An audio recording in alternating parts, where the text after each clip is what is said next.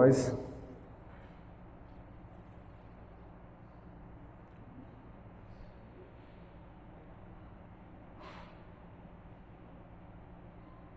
João 6, versículo 25. Só aguardar um momento.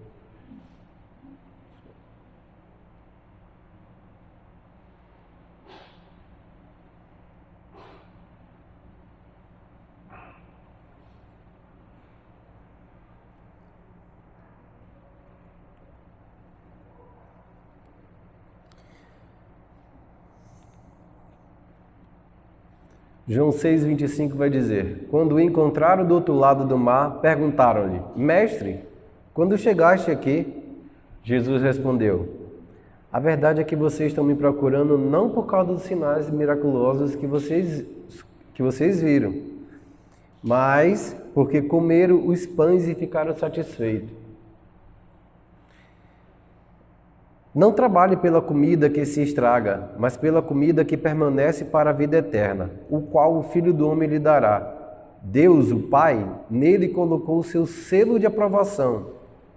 Então lhe perguntaram: o que precisamos fazer para realizar as obras que Deus requer? Jesus respondeu: a obra de Deus é esta: crer naquele que ele enviou. Então lhe perguntaram: que sinal milagroso mostrarás para que o vejamos e creiamos em ti? Que farás? Os nossos pais comeram maná do deserto, como está escrito: ele deu a comer o pão do céu. Declarou Jesus: digo-lhes a verdade, não foi Moisés que lhe deu o pão do céu, mas é meu Pai quem está lhe dando o verdadeiro pão do céu.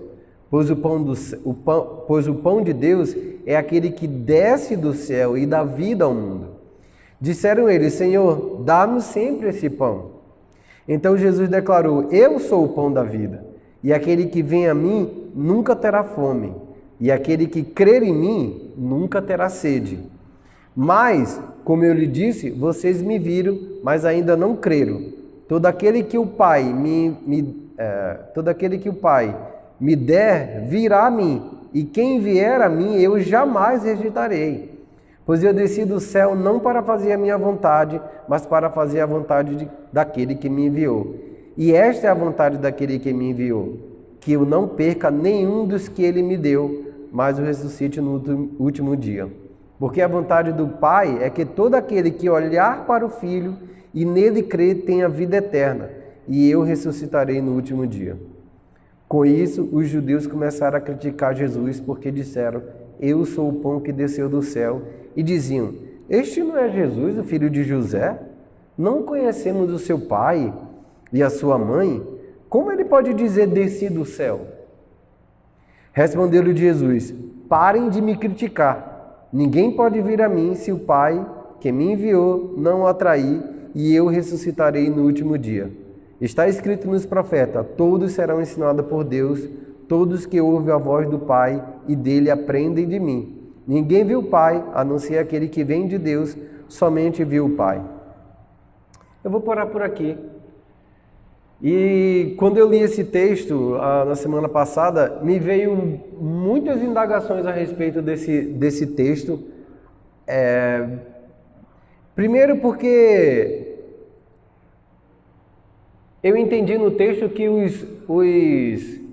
a multidão que acompanhou Jesus e procurou ele durante a noite, foi para um lugar, foi para outro, e depois pegaram o barco, atravessaram o rio e foram atravessar, e quando encontraram Jesus, ele falou: mestre, por onde que você andava? Tipo, nós estamos preocupados com você, queremos contato contigo, queremos estar com você. Jesus respondeu e falou assim: vocês já estão me procurando por causa do milagre. O milagre que ele conta aqui é a multiplicação dos pães para 5.000 homens que ele fez. Ou seja, não estava procurando por causa que o sinal milagroso dizia que ele era Jesus, ou o profeta, ou o Messias.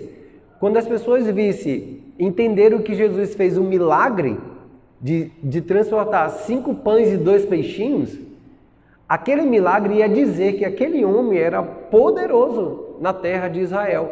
e que ele era o Messias. Então Jesus indaga eles falando assim, vocês não estão me procurando por conta que viram, reconheceram, entenderam o milagre, para dizer que eu era o Filho de Deus e que vim salvar vocês. Ou o Messias esperado por Israel. Eles estavam procurando Jesus porque Jesus podia dar comida para eles, dar o alimento para ele, sustentar a vida dele. E não há problema nenhum de procurar. Mas procurar sem reconhecer quem está te dando o alimento é falta de agradecimento, é falta de entendimento de que Deus é o responsável por todo o seu sustento e tudo aquilo que você tem. Até o ar que você respira depende dele, porque no dia que ele parar isso, você morre. No dia que ele deixar de mandar a chuva na terra, não há plantação. No dia que ele disser basta, acabou. E nós não podemos fazer nada, porque ele é Deus. Amém? Então, começaram a procurar ele porque ele queria apenas o milagre ou só queria o pão. Aí Jesus falou bem assim, não me procure somente por aquilo que eu der a vocês, porque esse pão vai alimentar apenas o seu corpo e a sua alma e o seu espírito. Quem vai te alimentar?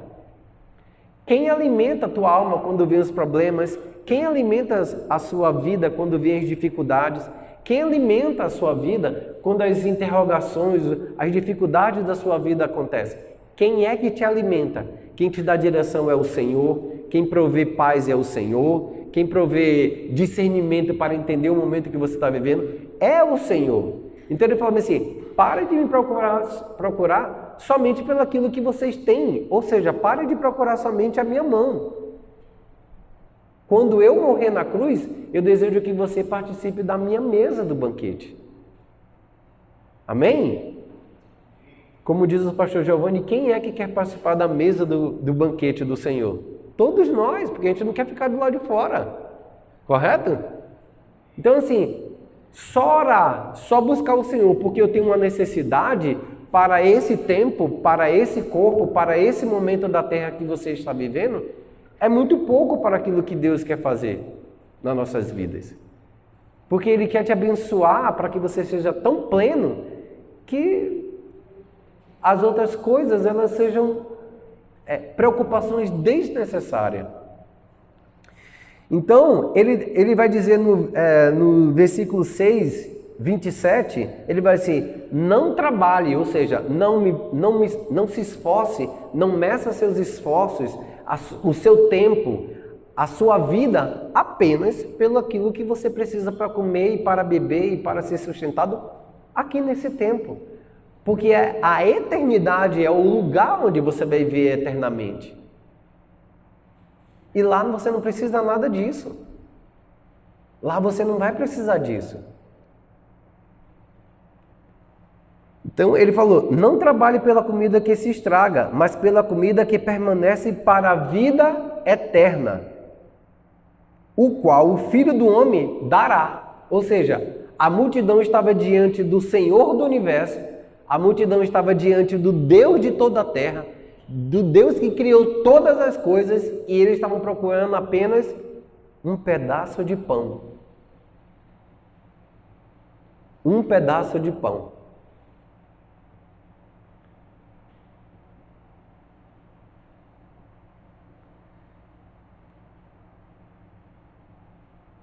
O Pai colocou nesse homem o selo da aprovação. Nem existiu Inmetro ainda na Terra, nem um órgão do governo que reconhecesse aquilo que era bom ou aquilo que era ruim, aquilo que podia ser produto ou que não, aquilo que poderia ser comercializado ou não, aquele alimento que poderia ser colocado nas prateleiras do mercado.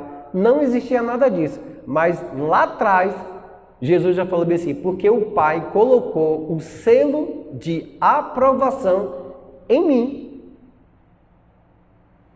Então lhe perguntaram, o que precisamos fazer para realizar as obras que Deus quer? É uma pergunta que nós precisamos fazer hoje. O que Deus me chamou para fazer nessa terra? Quem sou eu nas mãos do Senhor, na mão do oleiro? Quem sou eu e qual é o propósito pela qual eu nasci? Pela qual eu vivo, pela qual eu posso servir aos meus irmãos, servir a este mundo. Qual é o propósito? Todos nós temos um propósito de vida. Porque Deus não nos criou, vai lá, decida o que você vai fazer. Em Jeremias 29:11 fala assim: pois eu sei que pensamentos tenho a respeito de vós, que são pensamentos de paz e não de mal, para dar um futuro e um propósito que eu mesmo preparei para você. Então significa que cada homem, cada mulher, nascido na carne nesse tempo, tem um chamado, tem um propósito. Nós não fomos chamados e criados por nada. Foi estabelecido um propósito na eternidade para o qual eu e você pudéssemos viver até a eternidade. No 32 vai falar: declarou Jesus, digo-lhe a verdade, não foi Moisés que lhe deu o pão do céu, mas o meu Pai que lhes dá o verdadeiro pão do céu. Pois o pão de Deus é aquele que desceu do céu e dá a vida ao mundo. Disseram: Senhor, dá-me sempre esse pão. Eles fizeram a mesma indagação da mulher que foi encontrada diante do poço, da mulher samaritana, porque eu posso dar, se vocês me pedissem alguma coisa, eu poderia dar a água de vida eterna. Ele falou assim: dá-nos sempre essa água. E agora é o pão, dá-nos sempre esse pão, Senhor. Aí ele falou bem assim: ok, o pão sou eu. Aí ele falou: ué, o pão é você? É. Eu sou o pão que alimenta a todas as pessoas que estão no mundo. O pão da vida era um homem. Por quê? Porque de toda palavra que sai da boca do Senhor, você viverá. De toda palavra que sair da boca de Deus, você e eu viverá. E aí todas as palavras que Jesus estava falando naquele momento gerava vida no nosso espírito, na nossa alma e transformava o nosso corpo. Porque, não sei se você tem esse entendimento, toda vez que... vou dar um exemplo. Existe na sua família e alguém fala algumas palavras que não foram agradáveis para você. Imagine que você, um homem ou mulher, estão dentro de casa, um pai e um filho, e o seu pai te dá uma palavra de negação que não foi muito interessante, tipo, desconsiderou quem você é. Se você é esposa, teu marido te deu uma palavra, te deu uma bronca, ou vice-versa, aquela palavra cria algo no seu coração. Verdade? É verdade isso. Por quê? Porque aquela palavra entrou na mente, foi processada, caiu no coração e às vezes pode haver uma barreira ali entre você e seu marido, mulher e homem, filhos e pai, irmãos e irmãs, família, escola, trabalho, seja lá o que for onde você esteja. Alguém te deu uma palavra que não foi muito agradável, aquilo vai entrar na sua mente e aquilo vai entrar no seu coração e vai fazer você ficar desconfortável ou com aquela pessoa, ou no ambiente que você vive, ou em qualquer lugar que vocês deveriam fluir, alegre. Então, é isso que a palavra está dizendo. Eu sou aquele que está dando a vida para vocês, a palavra de vida que é para vocês viver, ou seja, para que sua alma esteja sempre plena, satisfeita, não interessa as dificuldades, não interessa os momentos difíceis, você está sempre pleno e alimentando e experimentando da palavra de vida eterna que o Senhor tem para a tua vida. Então, quando alguém diz assim, não vai ser possível, vem o Senhor e fala, tudo é possível se você crer. Os problemas vão embora, as dificuldades, o choro desaparece, os momentos difíceis aparecem.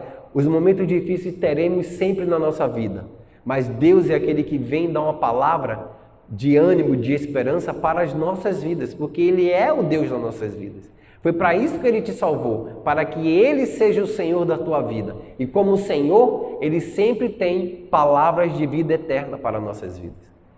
A própria Bíblia é o lugar onde nós precisamos depositar a nossa fé para que a palavra se torne uma vida, para que a palavra se torne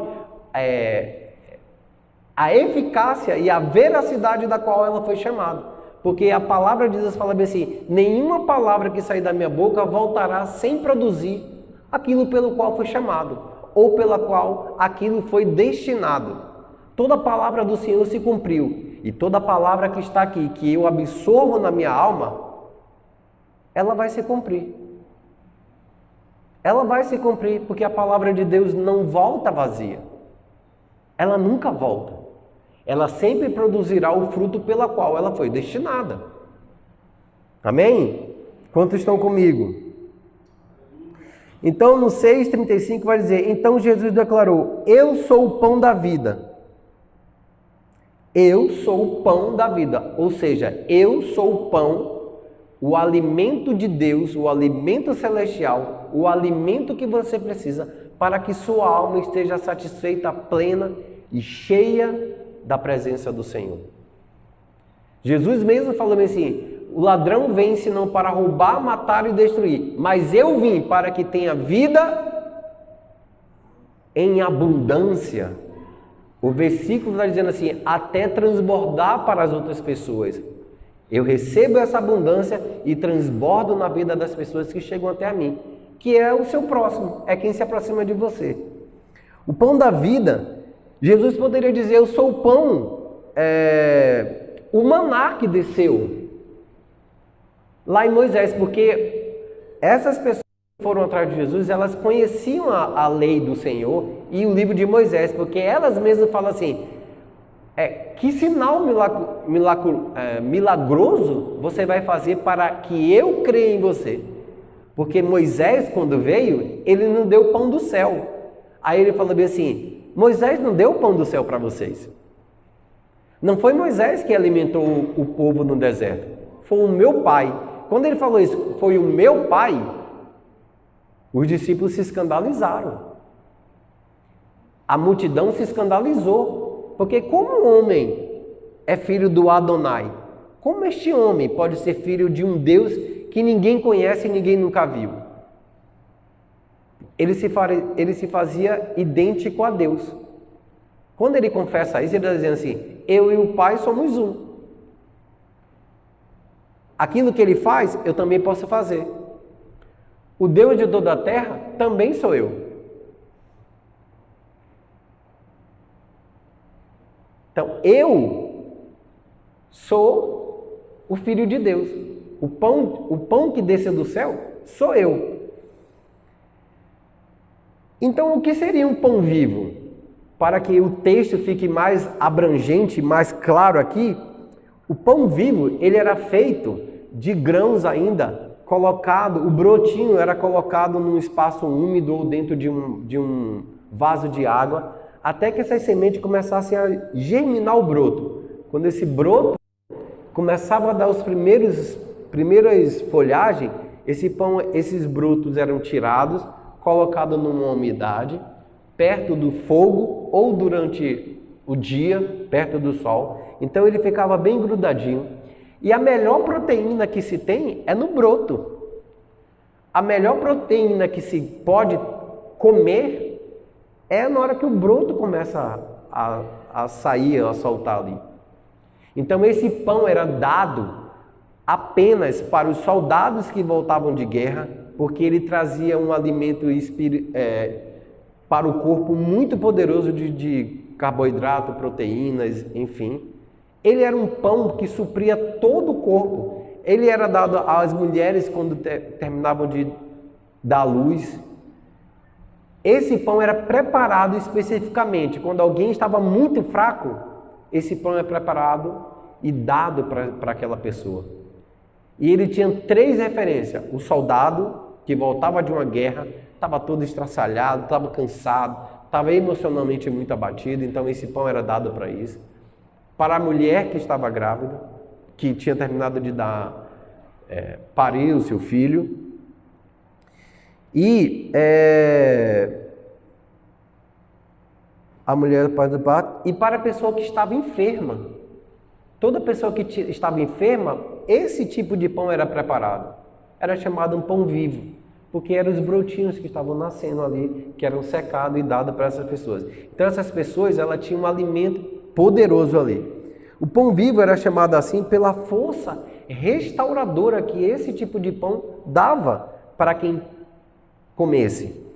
Ele era resultado de sementes germinadas, como eu falei. Ele era pão que dava força de vida, ou seja, restaurava a vida do corpo da pessoa. Então, esse tipo de pão é que era dado para essas pessoas. E o maná, que ele faz referência de Moisés, Moisés nos deu um pão, e esse pão foi dado no deserto. O nome desse pão era maná. E a palavra em hebraico para maná significa: o que é isso? O que é isso? A palavra vai dizer que Deus era um mistério, que Jesus era um mistério de Deus até que ele viesse. Justamente porque ele fazia referência com o pão da vida que desceu do céu. E eles falavam assim: o pão da vida, os meus pais comeram no deserto.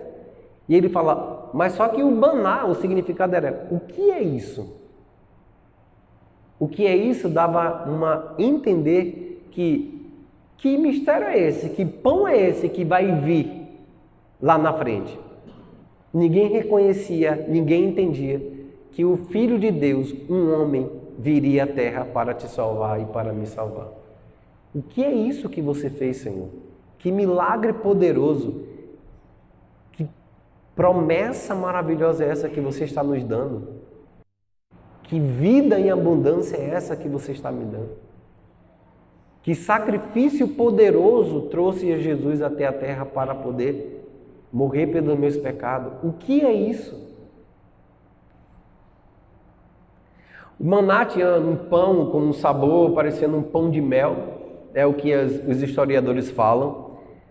Ele caía todas as manhãs, menos no sábado. No sábado caía uma porção dobrada para que eles pudessem ter em abundância, e no sábado ele não precisasse trabalhar, porque nem poder trabalhar, justamente, que milagre é esse que você faz? Que tipo de trabalho eu deveria fazer para honrar a Deus?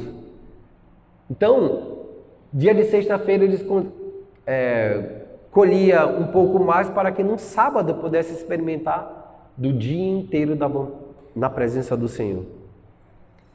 Na sexta, o Senhor foi moído e colocado ao sol, porque sexta-feira é da paixão. Daqui uns dias nós vamos encontrar isso. No sábado ele descansou a sua obra, e no domingo ele ressuscitou, trazendo essa vida nova, a vida que é liberada para todo aquele que crê que Jesus é o Senhor. Uma coisa que o texto me chamou a atenção também é no versículo 35, 6:35, Jesus então declarou: eu sou o pão da vida, aquele que vem a mim nunca terá fome, e aquele que crer em mim nunca terá sede. Nós estamos no momento em que nós estamos vindo ao Senhor e sendo saciados pela sua palavra, ou estamos sendo aquele que cremos e a nossa sede de justiça é saciada? Quem é? Onde está você? Você é aquele que está vendo ao Senhor, ou você é aquele que está crendo no Senhor? Porque ele dá dois verbos diferentes aqui, ó. Eu sou o pão da vida. Aquele que vem a mim não tem fome.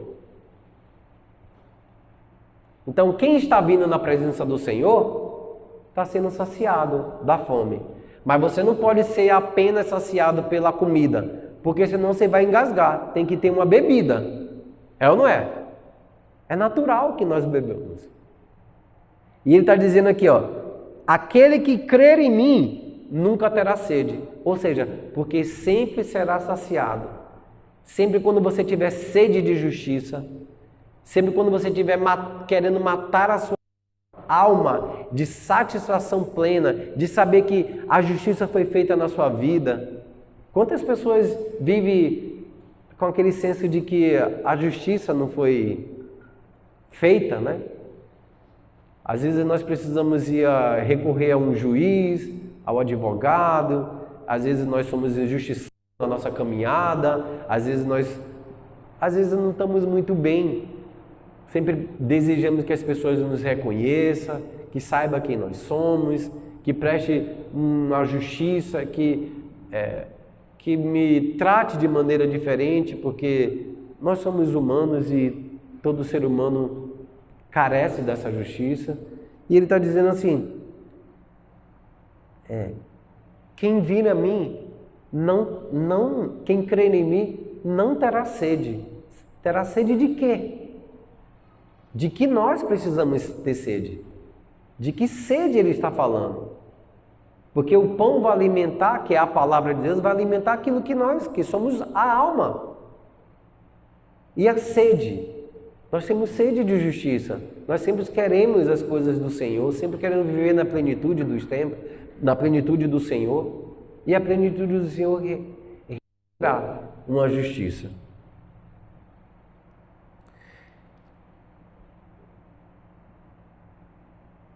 Vamos para o 6:43. Respondeu Jesus: parem de me criticar, ninguém pode vir a mim se o Pai que me enviou não o atrair, e eu ressuscitarei no último dia. Está escrito nos profetas: todos serão ensinados por Deus, todos os que ouvem o Pai e dele aprendem de mim. Quando o Pai te chamou, você terá que vir à presença de Jesus, para que você possa aprender de Jesus. É por isso que eu falo bem assim: vinde a mim todos aqueles que estão cansados, porque eu sou manso. Todos aqueles que precisam, venham a mim e eu vos ensinarei. Eu tirei os fardos de vocês. Eu tirarei os fardos de vocês.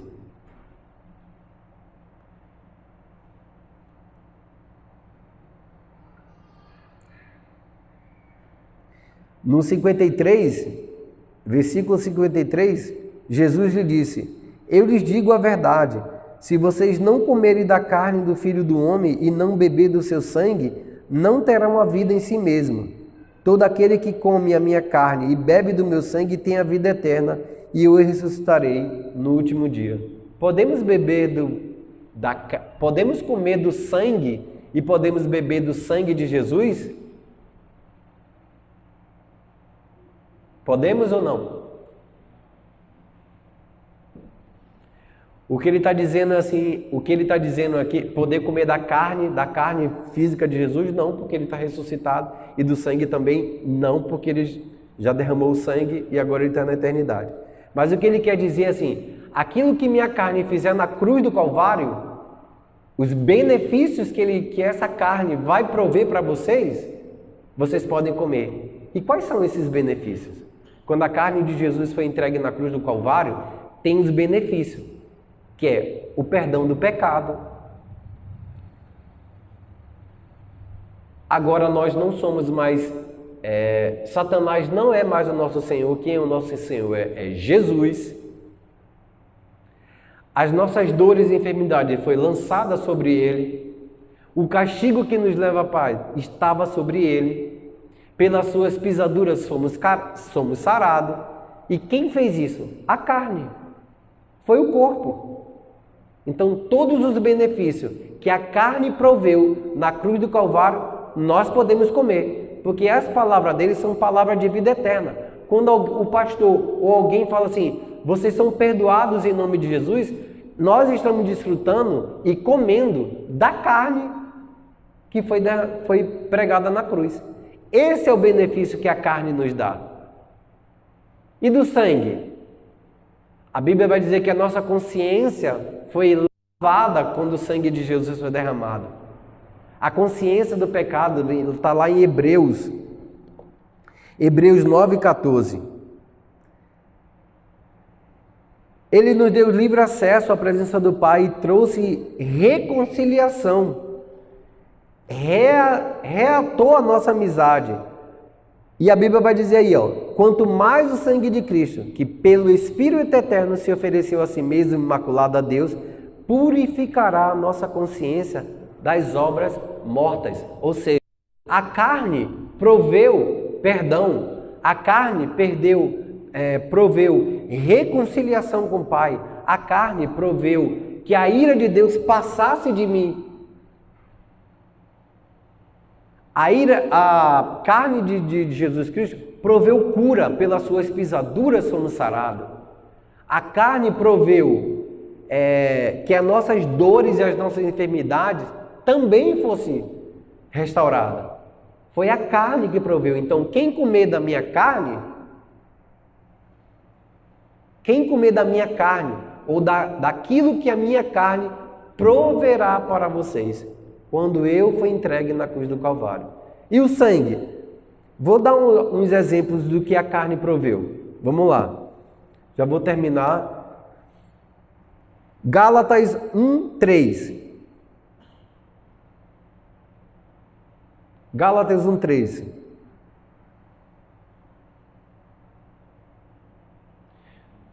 Graça a vós e paz da parte de Deus, pois o nosso Senhor Jesus Cristo, graça e paz esteja com vocês, porque Ele morreu pelos nossos pecados e nos resgatou. É isso mesmo que dá o 4 aí?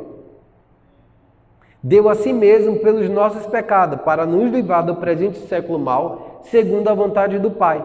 O que é que a carne de Jesus, quem é que tem que comer a carne?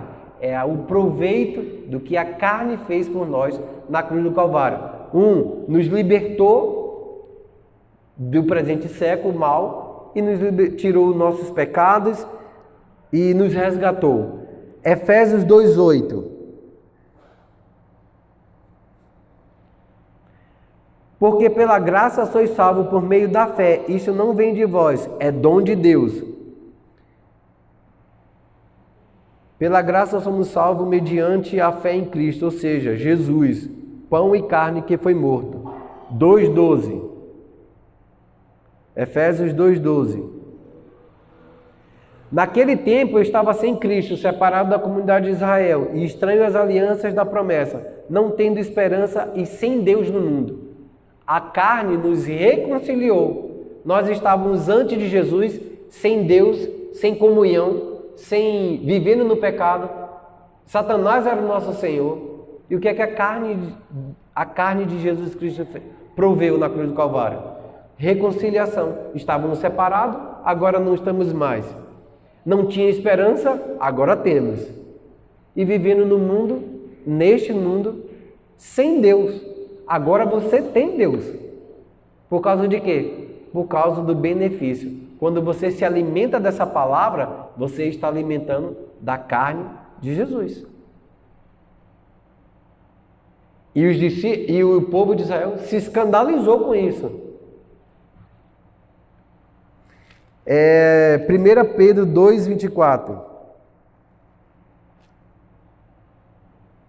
Levando ele mesmo em seu corpo, em sua carne, os nossos pecados sobre o madeiro, para que, mortos para o pecado, ou seja, nós nos identificamos com Jesus quando ele morreu. Quando ele morreu, era você e eu que estava morrendo.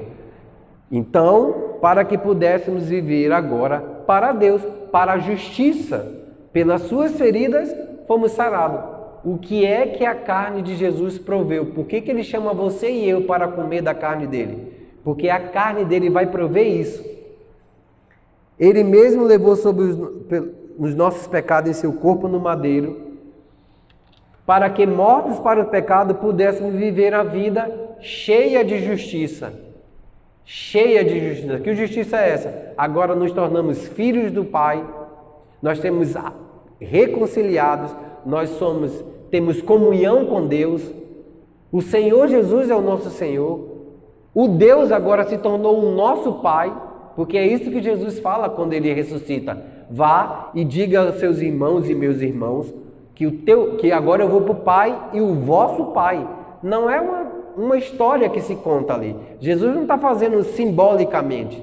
Ele está dizendo agora, eu me tornei o teu irmão mais velho e agora você se tornou filho. Filho por causa de quê? Por causa da natureza de Deus que veio habitar em você.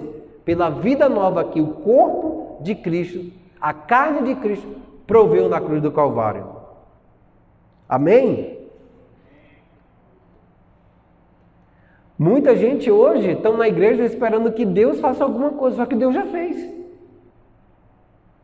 Porque ele deixa claro no versículo 28, 6:28, diz o seguinte: o que precisamos fazer para realizar as obras que Deus requer? Jesus respondeu: a obra de Deus é esta: crer naquele que ele enviou. O que é que nós podemos fazer primeiro as obras de Deus? Primeiro é crer. Muitas vezes a gente sabe que existe isso, sabe que a Bíblia fala sobre isso, mas não cremos. Porque eu já passei por esses momentos em que eu estou dizendo uma coisa, o pastor está pregando uma coisa, falando uma verdade sobre a Bíblia, e a minha mente, eu acho que isso não é possível. A mente diz assim, isso não pode ser verdade. Ou seja, em nós mesmos, nós estamos refutando uma verdade. Porque vivemos e aprendemos a viver debaixo da escravidão de Satanás. E fica muito difícil, muitas vezes, você crer que agora você foi transportado do reino das trevas e agora, você está no reino do Filho amado. O que é isso? É que as coisas velhas passaram. Você não precisa mais ter rancor, ódio, desejo de pecar. Isso agora está fora e não dentro. Porque quem está dentro é maior. Aquele que está em nós é maior do que está no... Ou seja, aquela presença de justiça, de vida eterna, de vida nova, está habitando em você. É por isso que muitas vezes na hora do pecado, na hora de fazer coisa errada, sempre há um estalo lá atrás. Por quê? Porque alguém que é santo, que é justo, está vivendo em você. Então, se você dá a voz a ele, você anda na justiça que te leva à santificação. Romanos vai falar sobre isso. E se você dá a voz do pecado, você volta escravo da injustiça que te leva à morte. Agora você tem como dizer sim ou não. Antes não, você era escravo do pecado e os aguilhões do pecado te conduzia para uma vida sempre e sempre e sempre de hábitos de pecado. Agora não. Se alguém está fazendo isso, significa que alguém não entendeu de quem ele é filho. De quem você é filho? Você é filho de Deus. E Deus, ele é santo. Tem ódio? Não está vivendo no amor, porque Deus é amor. Então, quando vem essas raivas, essas dificuldades, a primeira coisa que eu preciso falar é: opa, isso daqui é a velha criação que foi crucificada na cruz e que não tem mais parte comigo. A nova criação sempre fala em perdão, em amor, em esperança, em fé. Quando nós estamos diante de uma situação que, às vezes o filho está com problema e mas aí isso daí é assim mesmo, vai ficar... Não, a fé vai dizer bem assim, ele está assim nesse momento, mas daqui a uns dias pode haver uma mudança. Ele está vivendo esse momento, mas eu creio que Deus fará algo na vida das pessoas. Não importa qual seja a situação, eu sei que o meu Deus suprirá todas as minhas necessidades em Cristo Jesus, pelo aquilo que a carne dele fez na cruz do Calvário. E isso é um fato. Nós não estamos crendo numa bondade de Deus que não tenha uma justiça. Nós estamos crendo em Deus que foi pago um preço muito caro e custou a vida do Filho, para que você tivesse esses benefícios, recebesse esse benefício. Não é de graça. Houve alguém morrendo no teu lugar, houve um sacrifício por você, para que o céu pudesse entrar na vida de vocês, para que o céu pudesse entrar na terra. Amém?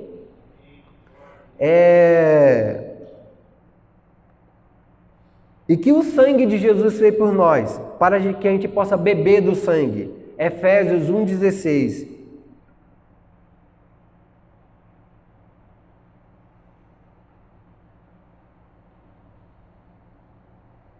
Não cesso de dar graça a Deus por vocês, lembrando de vós nas minhas orações. Mais um.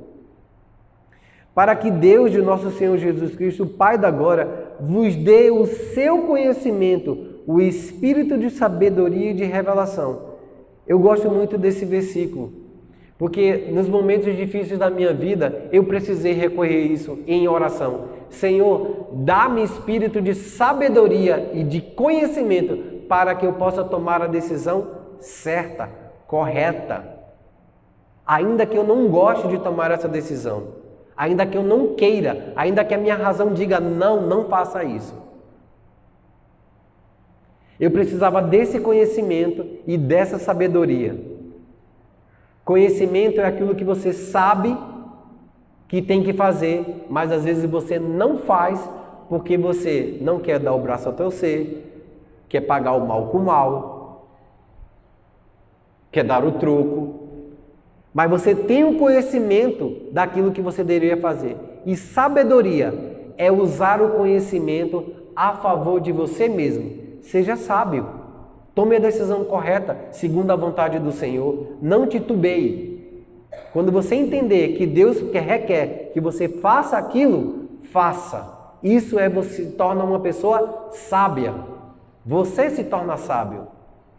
Não precisa o outro ficar sabendo. Não precisa o outro saber o que você tem que fazer. Você, pessoalmente, faça. Se você obteve o conhecimento daquilo que você deve fazer, faça. Imagine Jesus, vai para o Monte das Oliveiras, está orando lá e fala: Pai, afasta isso de mim. Afasta esse cálice. O que é que ele aconteceu? Ele teve ciência daquilo que ele precisava fazer. Então ele estava ali orando ao Senhor, dizendo: Senhor, não tem outro jeito para que eu possa morrer sem ser essa morte da cruz? Uma vez ele orou, 2 vezes ele orou, 3 vezes ele orou, voltou, fez uma reclamação com os discípulos dizendo: olha, eu estou pedindo para que vocês intercedam junto a mim, mas vocês estão dormindo. Volta, faz a oração de novo e ele entende que a vontade do Pai era que o Filho fosse para a cruz. O que é que ele faz? Ele tinha 2 opções. Ou ele ia e se tornava um homem que não era sábio, e ele volta e diz: tá bom, que o meu Pai disse que eu tenho que fazer. E foi. Ele se tornou um homem sábio. Paulo, quando estava descendo do caminho de Damasco, um profeta e suas filhas chegaram ao encontro dele, começaram a orar e amarraram o cinto e falaram bem assim: o dono desse cinto vai ser entregue em Roma e ele vai ser morto. E começaram a chorar. Profeta Ágabo começou a chorar. Não vá. E Paulo: eia, para! Porque eu estou pronto para morrer e para viver pelo Senhor. Não importa o que Ele quer que eu faça, eu vou fazer. Porque eu tenho entendimento e eu sou um homem sábio. Foi bom para ele? Claro que foi bom. Morrer todo mundo vai. E se você morre pelo Senhor, pela causa do Senhor, você tem muito mais galardão. E é lá na eternidade que está a tua vida. Não é aqui. Porque essa é passageiro. Amém? Nós já vimos o Hebreus 9,14 que o sangue do Senhor nos purificou a nossa mente da consciência do pecado. O que é que essa mente do pecado, quando nós temos, ela diz? Se você vai orar pelas pessoas, o diabo vai falar bem assim: olha, você vai orar pela vida dessas pessoas? Você é pecador. Você não tem moral, você não consegue orar. Como que Deus vai ouvir sua oração? Esse tipo de dardos inflamados do inimigo bate na sua mente e ele quebra você. A sua fé vai embora na hora. Só que quando você é crente, a consciência desse pecado que ele está te acusando não existe mais na presença do Senhor. Porque o sangue do Cordeiro proveu. Abre para mim, pastor Giovanni, o 9,14. Hebreus 9,14. Quanto mais o sangue de Cristo derramado para que você pudesse beber, pelo Espírito Eterno, se ofereceu a si mesmo imaculado, para purificar a sua consciência daquelas obras mortas do pecado, para servir agora a um Deus vivo. Você pode servir ao Deus vivo. Quando alguém te pedir para impor as mãos, não é nada de você, é que você se tornou uma pessoa de Cristo e Cristo pode te usar. E a glória é dele, o poder é dele, a manifestação é dele. Não tem nada a ver comigo nem com você. É tudo para ele, por ele, para a glória dele. Então nós achamos inferiorizado. Eu acho que eu não posso orar. Eu acho que eu posso pedir ao pastor, eu posso pedir ao irmão Renato para orar por mim. Você pode orar, você tem livre acesso ao Pai. Por causa de quê? Por causa do sangue. Mas aí a nossa consciência do pecado vai ficar aberta se nós não temos entendimento que Jesus veio e falou assim: quem não beber do meu sangue não tem parte comigo. Que bebida é essa? É que o sangue proveu uma consciência limpa. Está lá escrito: quanto mais o sangue de Cristo derramado por mim e por você vai fazer com que a nossa e a minha consciência esteja livre da condenação das obras do meu pecado que eu tinha antes de conhecer a Jesus. Podemos ser livres, andar pelo mundo sem problema algum, porque o sangue nos purifica. Amém? Romanos 8:2.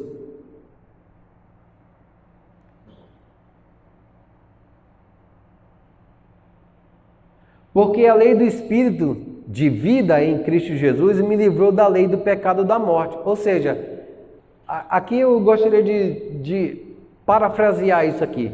Porque a lei agora, a lei do próprio Deus que estabeleceu na pessoa de Jesus, que é a lei do Espírito, ele é o doador dessa vida de Jesus, a própria vida de Deus para mim e para você, vivendo em mim e em você. Por isso que ele está dizendo: maior aquele que está em nós do que aquele que está no mundo. Quem é maior em nós do que o que está no mundo? Podridão, pecado, condenação, tudo isso que é ruim para nossas vidas. É o Espírito Santo. É a própria vida de Jesus Cristo habitando em mim, habitando em você. Se você é crente, a vida de Jesus está habitando em você. A vida de Jesus, ressurreta, cheia de justiça, cheia da presença do Senhor, está habitando em você. Mesmo que você não entenda, está habitando.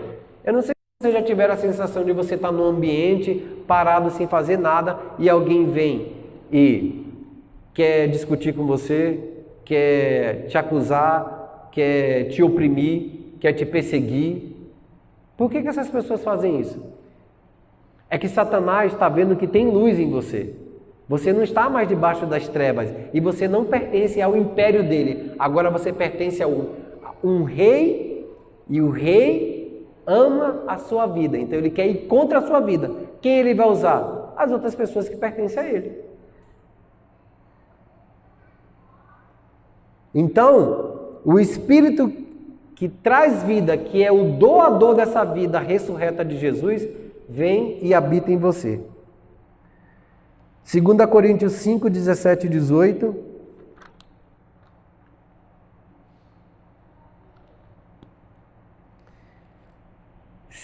Assim que, se alguém está em Cristo, é uma pessoa completamente nova, porque as coisas passaram. Que coisa? A sua vida pregressa, o seu pecado, tudo que era de ruim ficou na cruz do Calvário. Eu e você precisa ter em mente todos os dias isso, porque todos os dias Satanás bate na nossa porta, quer nos acusar, quer nos fazer ficar para baixo, triste, condenado para sempre. E a Bíblia fala assim: se você, igreja Casa na Rocha, está em Cristo, você é uma pessoa completamente nova. As coisas velhas passaram. Se passaram, ninguém pode te condenar. Se passou, significa que o perdão foi liberado da sua vida. Se passou, foi por causa que o pecado e a iniquidade, ela foi expiada na cruz do Calvário. Então ninguém pode te condenar. Tem um outro versículo que nada pode nos separar do amor de Deus que está em Cristo Jesus. Nem anjo, nem principado, nem coisas de presente, nem de porvir. Ou seja, agora você tem um dono, agora você pertence a alguém. Não sei se vocês já leram o livro de Efésios e entenderam o que Efésios quer dizer. O livro de Efésios quer dizer a pena de pertencimento. E isso traz cura, gente. Imagine que você esteja num lugar e você não saiba de que família você nasceu, você foi adotado,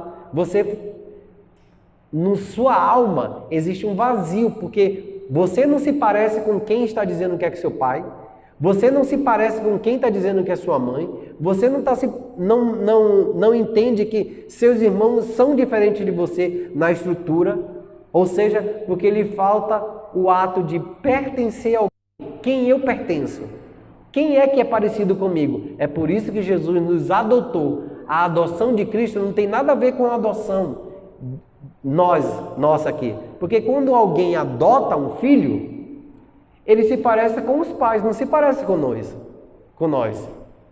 Mas na adoção de Cristo, não. Porque a vida do próprio Deus veio habitar em você. Então você foi adotado. Quando você é adotado, você precisa parecer com Jesus, o Filho amado. Ele é a primícia, Ele é o primeiro. Para que nós podemos ser iguais a Ele, não maior nem menor, iguais na sua humanidade, andando na terra, cheio de vida, cheia de poder, seja cheia de atributos divinos. Porque a vida veio, não tem nada a ver comigo, tem a ver com que a carne e o sangue para mim e para você.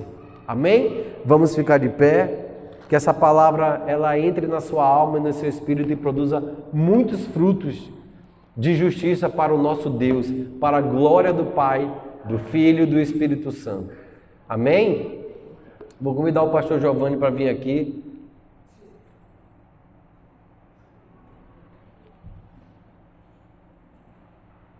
Para finalizar